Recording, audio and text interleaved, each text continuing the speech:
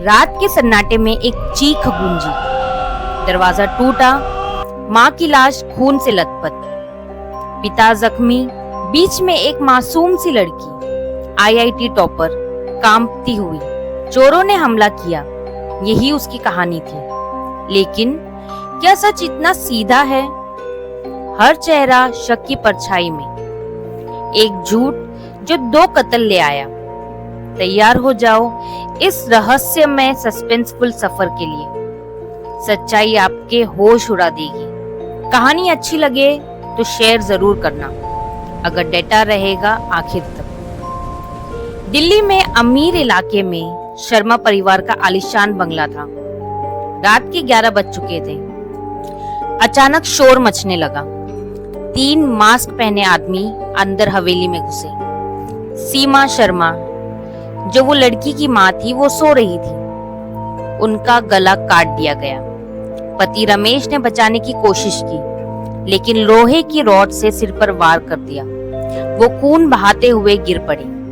बेटी प्रिया, 22 साल की चमकती हुई टॉपर, अलमारी में छुपी रही। सुबह पुलिस आई। प्रिया रो रही थी, लेकिन उसकी आंखों में कुछ अजीब सी चमक थी। इंस्पेक्टर कपूर ने नोट किया, कोई चोरी नहीं हुई। घर में लाखों के गहने पड़े थे। जब प्रिया से पूछताछ की गई, उसने कहा कि चोर डरकर भाग गए, लेकिन उसकी आवाज में हल्की सी कपकपाहट थी, जैसे कुछ राज छुपा रही हो। प्रिया शर्मा कोई साधारण लड़की नहीं थी।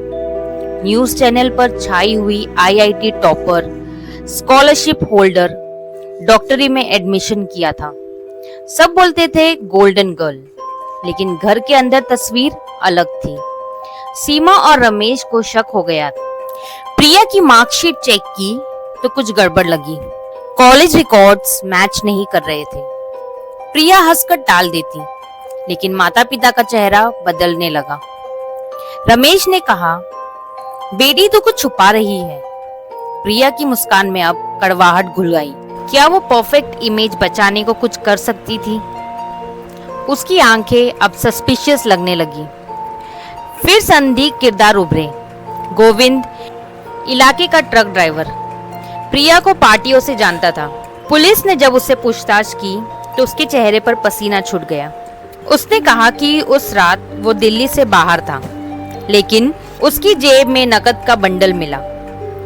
दूसरा सस्पेक्ट था राकेश, टैटू वाला गुंडा। प्रिया का फोन उसके पास आया था। जब उससे पूछताछ की तो घबराहट में उसने कहा कि बस मदद के लिए प्रिया ने उसे कॉल किया था। तीसरी सस्पेक्ट थी प्रिया की दोस्त नेहा। वो चुपचाप बैठी थी। जब पुलिस ने उससे पूछा तो उसने बताया कि प्रिया अपने पेरेंट्स से दुखी थी। पुलिस को हर एक पर शक था। गोविंद की उंगलियां कांप रही थी। राकेश की नजर भाग रही थी। नेहा की चुप्पी चीख रही थी। कौन था असली चोर या कातिल? पुलिस ने अपनी जांच बढ़ा दी। प्रिया के लैपटॉप को सीज किया सर्च के लिए। वहां एक ऐसा राज था जिसकी किसी को उम्मीद नहीं थी। फेक डिग्री वेबसाइट्स खुली हुई थी। आईआईटी ने कंफर्म किया प्रिया कभी स्टूडेंट थी ही नहीं। स्कूल रिकॉर्ड्स फ्रॉड थे। 5 साल का झूठ। जॉब्स, अवार्ड्स सब नकली। प्रिया ने डार्क वेब पर सर्च किया था हिटमैन। सीसीटीवी फुटेज जब निकाला गया तो उसमें प्रिया ने खुद दरवाजा खोला था। क्या प्रिया विक्टिम नहीं प्लानर थी? जैसे ही पुलिस की सर्च आगे बढ़ी, हर राज अपने आप खुलते गए। प्रिया ने गोविंद और राकेश को हायर किया था।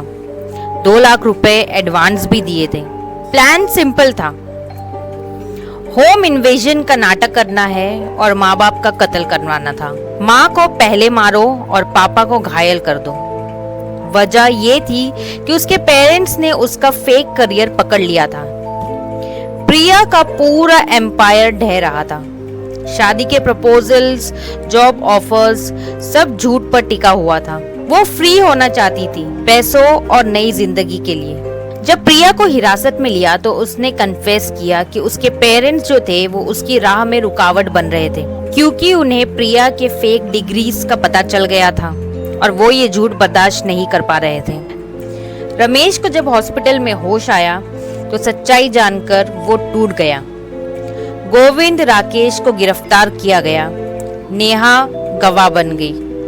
एक टॉपर का झूठ 2 कत्ल ले आया और वो टॉपर आज उम्र कैद काट रही है।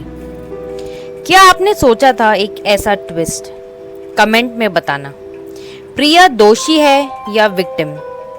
ये स्टोरी शेयर करो, दोस्तों को चौंका दो और ऐसी सच्ची क्राइम स्टोरी के लिए हमारे चैनल को सब्सक्राइब करना।